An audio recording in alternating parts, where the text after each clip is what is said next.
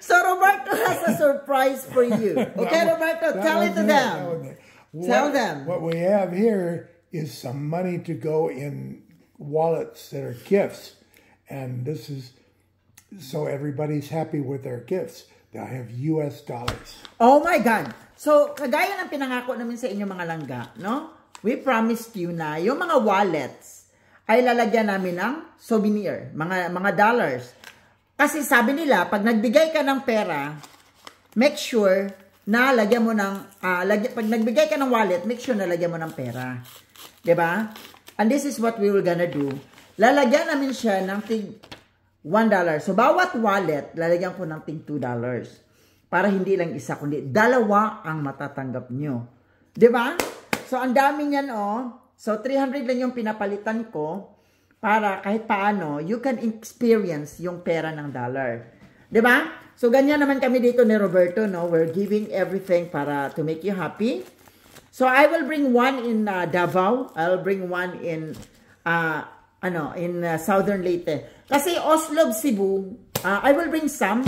Kasi most sa Oslob, Cebu, they already have dollar souvenirs, no? Mga dollar na pera. So, I give them, especially yung mga admins natin, marami na sila mga dollars, no? So, ang gagawin namin is, itong 100, I'll bring it in Davao, ito sa Southern Leyte.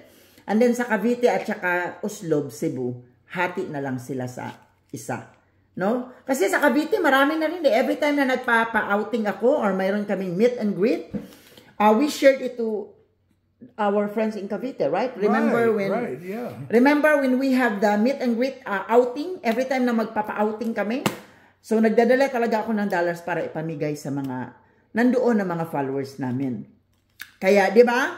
And also sa July 13 pala, that will be my birthday celebration, so magdadala na naman ako ng iba pa ulit para kahit paano, I can give some to you sa ating meet and greet sa birthday ko, July 13. So, eksaktong July 13 yan. And I will not really, hindi talaga ako magtatagal sa celebration or sa location na yun kasi I need to take a rest as well kasi on the 15th, lilipad na ako ng Southern Leyte. Cebu to Southern Leyte. And Southern Leyte, going back to Cebu and then going home in Cavite. So, di ba? So, wala kaming promise na hindi namin tinutupad na Roberto. Kaya dito sa Makulay na Buhay USA, live, iba talaga kaming magmahal. Diba? Kasi we love you and we always love to give kung ano yung kaya namin ibigay. No? Lalong-lalo na yung mga souvenirs natin, yung 2 box is dumating na sa Pilipinas yung container, no? ng courier natin.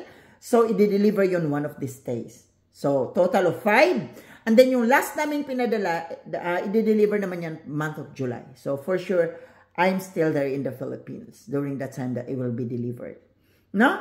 Kaya maraming salamat sa inyong mga langga and thank you. Makulay na buhay sa ating lahat. God bless! Say thank you to them. Thank you. Makulay na buhay everyone.